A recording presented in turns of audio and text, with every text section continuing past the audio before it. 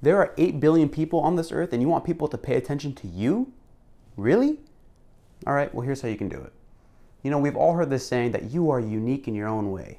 And that's very true because we have something called insecurities.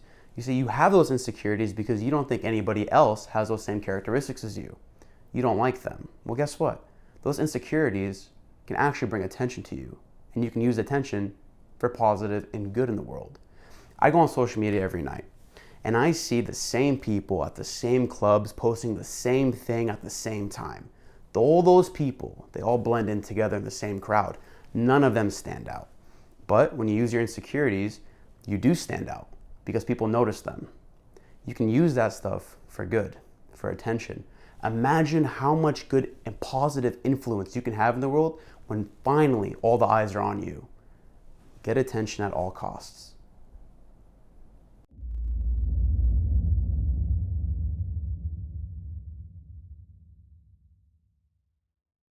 Enjoyed the content, but you're not subscribed yet? Make sure you subscribe down below, hit the notification bell so you can get information when the latest videos are dropping each week.